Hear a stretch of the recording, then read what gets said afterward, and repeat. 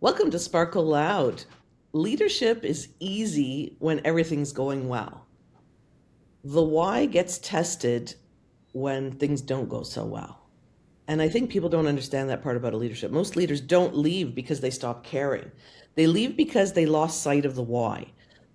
Why they started in the first place, why they began the journey in an organization where they were.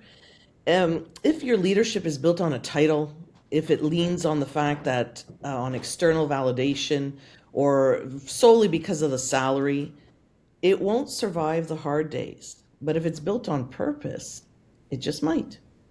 And that's why the guest I have with you today is fascinating to me, because this is someone who has had a solid why for over 20 years in her organization and a career that exceeds that.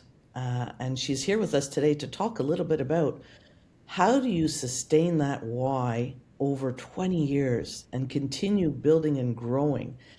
And this fascinates me enormously as we watch generations coming in and into organizations who are just hopping jobs every couple of years, because I think the why is not as solid as it used to be for a lot of people. So it is with great pleasure, everyone, that I introduce to you Erin Montour. Good morning, Erin. Good morning, Stephanie. Thank you so much for inviting me to your podcast. No, thank you. I'm glad to have you here. Talk to me a little bit about, I want people to hear, I really want to, because I know you've inspired me with a lot of our conversations, is how your why has evolved over the years, as both in the organization and in your roles that you've played in your organization, because you started off as staff, right? Yeah, so I'll start a little bit further back for myself, introducing myself. My name is Erin Montour. So I'm from the Mohawk Nation Bear Clan from the Six Nations of the Grand River Territory. So I'm First Nation. Um, and I think when we talk about my journey, it goes all the way back to when I was 19 years old and I became a mother. And there is where I thought about purpose, why, and questioning, how I'm going to move forward, or, that my life needs to play a bigger purpose than just myself. So I was able to land a position at where I'm currently working on Six Nations, and just started out as like reception and registrar. And through my many years of being there, working at grassroots level with community members, helping those in our community like through programs and training, it really showed me the door to opportunity, because when I was at a point in my life when I didn't know how to move forward or what I was going to do, they opened the door for me and created like a pathway that at the time I didn't think it existed for me. So it gave me hope. And I think through all of that, it's really what's helped me establish my why and the importance, of what we do. Absolutely. I love the fact that the pivotal moment, and I think leaders often have pivotal moments and ignore them. But I think when you can pay attention to that pivotal moment, birth of a child is a big one, particularly for female leaders, I know, that sort of shifts the lens in a way that it can never go back to what it was. And then the moment of someone opening a door for you, opening a door that you couldn't even see, and all you could see was brick walls probably at some point. And that hope feeling, I love the word hope with the Y, particularly in the context of living in the community where you work, which is a huge challenge on its own.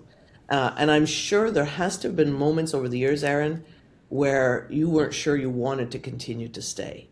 What Oh, brings you definitely. back to your, oh yeah, oh fucking yes, as we like to say. Uh, how do you maintain it in those moments of horror, I call them, those lonely, horrific moments as a leader? How do you go back to the why, and what happens that makes you go back after so many Oh, years? there's a lot of questioning, right? There's a lot of thinking, is this for me? Am I the person to lead the organization? One thing that I've always been good at is not good at, but have gotten better over time is reflecting. Mm, Um, I've taken time to where I need to get into, say, a safe space. I look back at, where we started or even where I started when you start to have that self doubt, to be like, no, like, this is where I was, this is how much I've grown, and the organization has grown as well. And I really respect and believe in the mission and vision that we have, because I think as a leader, if you are not ingrained in it, you're not going to be able to lead an organization. So for me to come and have an opportunity to have those doors open for me, I look at our community and I want to give them hope, and I want to give them opportunities, and for them to understand, just because you may not have a good day today doesn't mean you're stuck in that situation. And I think that happens a lot with people, is we get overwhelmed with what's happening now versus, you need to be able to accept what's happening, but that there's always opportunities. There's another day, you have to just keep staying positive. So I take a lot of time to reflect.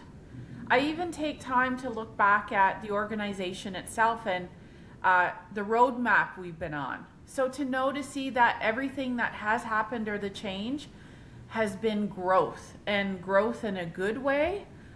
Changes that happen have been organizational changes that need to happen.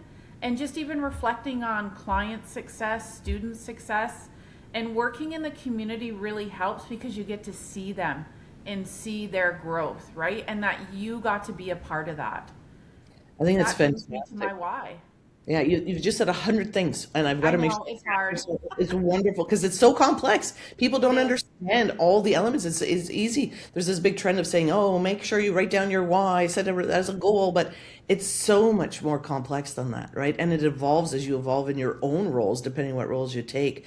But I love your time to reflect. It's a huge part. Every session I do, you've attended, and we've worked with your organization. We always reflect because it takes time for the busy adult brain to pause and Yes. to interpret and to give it a bit of time to percolate, right? It's why we run leadership retreats, because there are so many leaders, Aaron, that don't do what you do.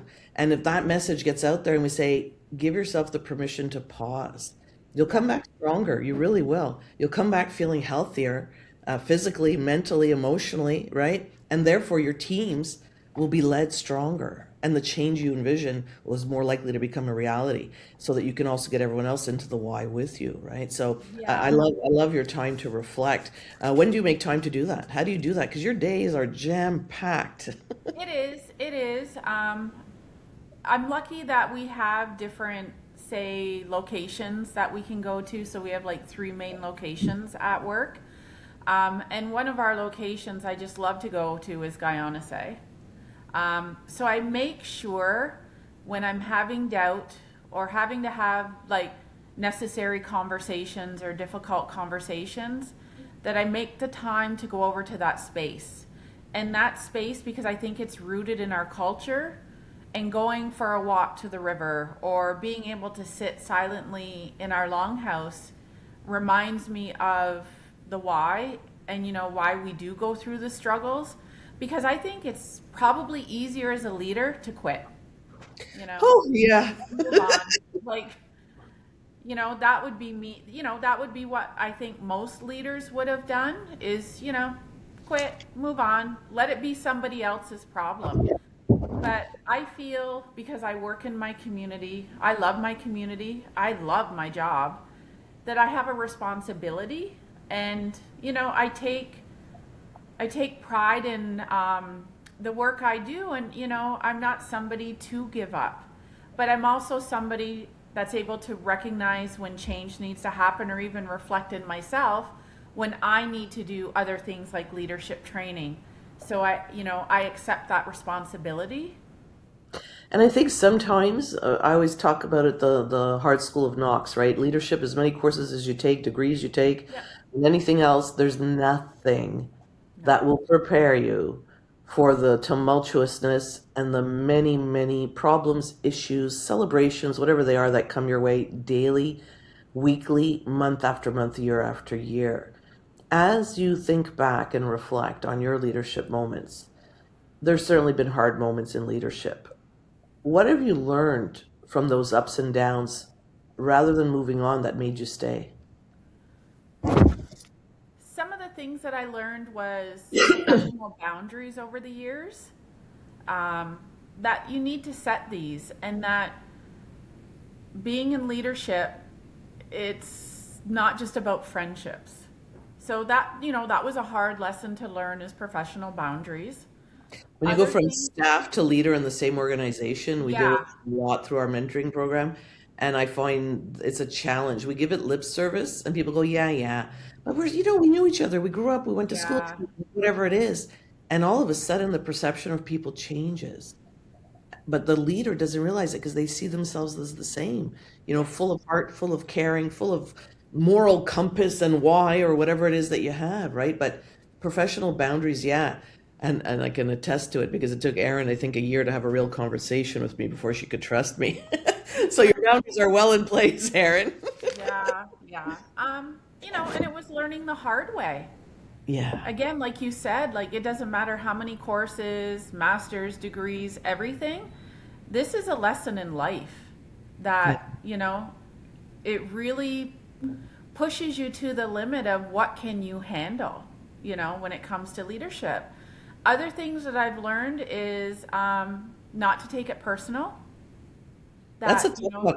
Yeah, that's a yeah, really it is tough, and that it's lonely, Mhm. you know? So I've made sure to surround myself externally with, um, self care, have your safe people in place, that you can vent to. And Definitely sometimes take people who know nothing about what you nothing. do, like just Yes, nothing, like you can just be you, and that yes, is a very small circle in my experience. The more you move up in organizations, the more staff you have, you're living in a community, that circle becomes very, very, very small as you go on. yes. Um, and surround yourself with leaders, like leadership training, mentorship, huge. It does help. I mean, post COVID, it's probably been the hardest part in my leadership, but I can probably say in the past year, my sparkle has definitely increased because Yay. I felt it. I physically felt it. I mentally felt it. Emotionally felt that I was You being, stayed. You stayed. yeah, I stayed. It was Why? tough. People think that, these leaders we love the abuse or something. Why No. do you stay? Yeah, why do you stay? You could have Well, left. You have so much experience, right? Anyone would have scooped you up. Why'd you stay? I didn't want to give up because I looked at, they didn't give up on me when I walked through the doors, so I didn't want to give up on them. And I know the importance, like, and it was a question, Stephanie, you did post in our leadership meeting. And I think you knew by being able to read the room that in our leadership meetings, some of the leaders and managers weren't seeing the question that they were asked, and you took it and spun it in a different way when you said, what happens if we didn't exist? And that really, made me think, that one actually hit me hard. And I was like, wow, you're right. Okay, let's get back on this horse and, look at how we can strategize what needs to change to make this happen. Because it's not just about us, it's about the services and programs we provide in the community. And that would be a huge impact if we didn't exist. And We have thousands of people. I've heard you come back to your leadership team with that same question and the impact it had on you. And I think that's where surrounding yourself with leaders, who are leading parallel but not similar always situations because they can understand. And sometimes those are the people who ask you hard questions, right? They're the one who's going to ask you something. They won't ask you for anyone else, but they're going to say, hey, Aaron, well, what the fuck now? Yeah. Like how many Yeah. more times are you going to go around this pony here and just get out, go get yourself something else? I'm sure your family has said it to you. I know mine has said it to me in my toughest moments of leadership. And that's Yep. what the loneliness is, right? The Yes. loneliness is between you and your why. And it's Mm-hmm. just two of you left in the room. And it's a Yep. showdown. Will the why win or will other factors pull you in a different direction? Because at some point it feels like survival, right? It feels like you're just in Yeah. survival mode. And when you're in the depths of those brewing waters, it's heavy. And I've had many a conversation with leaders who are, right ready to give up, and they're even to have a little eye on LinkedIn and whatever else looking for work. But then the why circles back, something pivots, something happens. And because their why was so solid to begin with, it rejuvenates, and the spark, like you said, starts to come back, right? The embers are still there. So, based upon all of this and your experience, if you're talking to new leaders, one day you'll retire, nowhere near soon though, but one day you may retire. What would you say? What would you say to someone who was coming in to an organization, into a lofty role, whether in your organization or another one, and maybe they're feeling a little exhausted and discouraged, and they've changed jobs to come and have a fresh start somewhere, right? What would you say to them? Because they're going to look at you and say, oh my God, this woman's been here for 20, 30 years. How did she do it? How am I ever going to fill in the big shoes? Well, some things, I do talk to others in leadership roles and I ask them, like, why are you here? Like, I really like to understand, like, why did you apply, or how do you see yourself here? And don't forget that, when times get tough, know you're here for a reason. I think we land in certain employment opportunities because we're meant to be there. And I think taking the time to pause, taking the time to celebrate yourself on your own, right? But you need to boost yourself up here and there, where you take time to reflect and look at the map, look at where, you started 20 years ago to where you are now, and know that, you may not be celebrated, Mm, by staff, or, because it's all, you're easily evaluated, because you're one person versus 60, right? Um, and just reflecting means a lot. I think just being able to take time to reflect. Some of the other things is make sure you have supports. You have a supportive team, a yeah, core team that, they're there for the right reasons, because not everyone you work with will have the why or the purpose.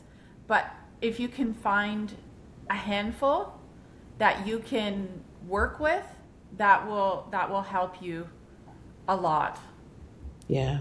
And I think that that's a key one too, of surrounding yourself with people at work, and your hiring practices. I don't think we focus on the why enough, because usually by the time we're in a hiring mode, we're frantic. Like we already Yeah. needed someone 4 months ago, and now we're drowning because everybody's taking on different roles, right? Same story over and over. And recruitment is harder and harder, we would say, in the last couple of years too, to find qualified people. But finding people who have a why to join your team, I think, is really, really key. What do you do when you're in a change process, and you've lived through many over the years, and the team is not quite drinking the same Kool-Aid as you? Their why is kind of watered down. It's the, bring the horse to water, can't make it drink kind of syndrome. How do you tackle those challenges? Because I think for leaders, when you have a strong why, and you're revving, and you know where it's going, and you've done everything right, and now the team isn't quite on board. Hmm. How do you circle and continually circle? What have you done over the years to try to circle back on that? One thing I do is we're very focused on community. And I find when I can get the team embedded in what's happening in community, they see it. So whether I have to take them off site, again, I'll take them over to the Longhouse and we'll have those conversations in there. And Yeah. taking them out to community, getting involved in events, participation in community, they start to say, okay, they step back, right? Getting Yeah. involved in those success stories. Like today, we're celebrating a completion ceremony of our graduations. When you can sit in the audience and see Cry. all the hard work, right, that you do, and the effort that you put in, change somebody's life. You know, I I can give as much opportunities for them to be exposed to that, but yeah, some of them, will drink the water, and others, we find the qualities that they're good at. Yeah. Yeah. The other thing that's So really much in that helped. statement, though, I want to touch on. We often use the metaphor when we're doing strategic changes. You know, we've done it with your team where we talk about forest trees and mushrooms.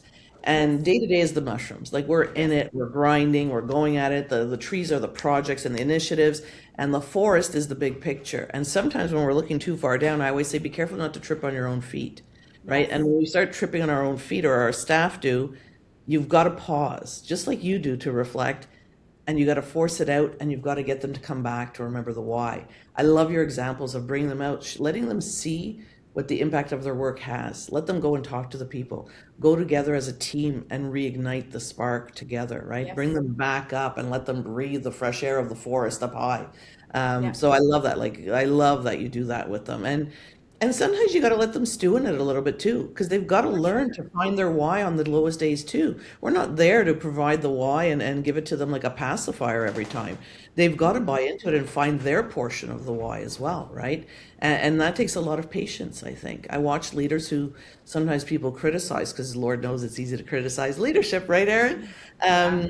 But really hard to be patient and wait for the right time to go in, Hmm. right? And I've watched you do that over the years too. That I think is a real skill that not cannot be taught. Only experience can teach that skill. And I think what's helped us too is planning, like strategic planning, being able to pivot because the needs of community change so much. Being in a First Nation is already, we're met with many barriers, boundaries, limited in, resources. But I think one thing that we don't celebrate enough is that, we're resilient. And our community has been thriving for years. And that we have people in our community that are really smart and their life skills go a lot further sometimes than A hundred so they're percent. able to navigate and pivot when changes need to happen. Like that's one thing, a skill, you can't teach it in school, university, is being able to adapt to change and resiliency. Because everyone says, right, when you ask them, how do you feel about change? Oh, I love change. Yes, I'm very flexible. And I said, are you really rubber? Are you sure you're rubber Yeah. flexible? Yeah. Because everyone thinks they are until they're put into real situations and they don't realize the resistance to change, which is actually a natural human mindset. The Yes. brain can't understand the levels of risk usually, right? So the brain sees any change as a risk to the person, to their health, to their mental health, to change, to anything that's different. So the brain resists, right? And being able to program your brain to be open to that takes a lot of time and experience to genuinely be able to be flexible and move with it. And that's where the why gets a little shaky sometimes because people are focusing on the little bits and not the big picture. But those little bits are super important. And I like what you said about staff. Sometimes we can't get them on board with everything, but the big picture is important and the planning towards that. And I Yes. think, including them in that and giving them a voice in the vision is important. And then reminding them because you do it and then you got to keep reminding them and say, remember when we Yes. did this? Because change takes time. And sometimes staff, as they work and grind day to day and they work hard, forget that they had a voice in the big picture and the why. And keeping that momentum going, is I think phenomenal, right?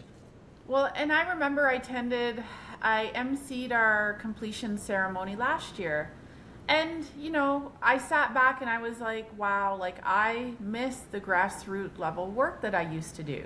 I used to work one on one with students, get them registered, meet with them to do their wellness checks, barriers checks, some of the academic tutoring, and I miss it. Like I do miss it because in leadership, you don't have the time day to day to be, sitting with students or sitting with clients. But I had to remind myself, okay, if I wasn't doing the leadership work, we wouldn't be able to run the programs and services we have. So I had to remind myself, even though I didn't have a direct impact on their success, I was still part of their story. The work that I did was what was able to, administer some of the program and services. So I tell staff, you know, you may not have direct impact, but the work that you do has impact in every single client or student that we serve. You know, and take pride and enjoyment that you're changing people's lives. And it Um, matters. yeah, and it matters. And it really does matter. The work that you do matters wherever you're at, but you've got to see the bigger picture of where it impacts. Sometimes the accountant or the bookkeeper doesn't Yes. see it because they're stuck in Excel or in Sheets or whatever software you're using, and they don't understand and don't care anymore what the why is. They're just frustrated with the day-to-day people not submitting things on time. But if Yes. they didn't do what they did, people wouldn't get paid. If people didn't get paid, students and clients wouldn't get served. If students and clients didn't get served, there wouldn't be people opening up businesses on territory. Then there wouldn't be Exactly. services for community. Like the ripple is so huge in your organization and when you live in a community and lead in an important role in that community. So understanding where we fit into that ripple and at what point. And I think the leader's role, when we talk about being a good communicator, it's all of that.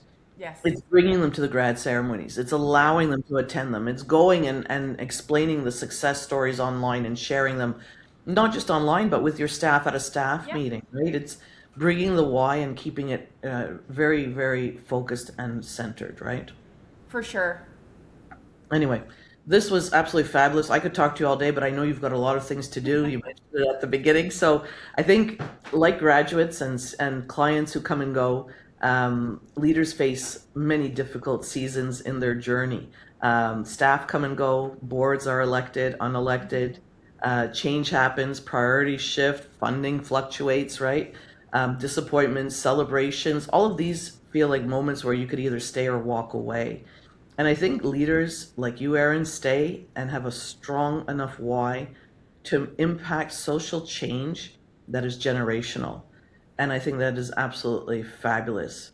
Thank you so much for joining me today. Thank you for sharing some of the behind the scenes that people don't always understand in leadership and motivation and the fire in your belly, the sparkle in your eyes that you have and that have you have to sustain for over 60 staff where you are now and for thousands of people in your community. Thank you so much. I wish you a super sparkly day ahead. Thank you, Stephanie. Have a great day.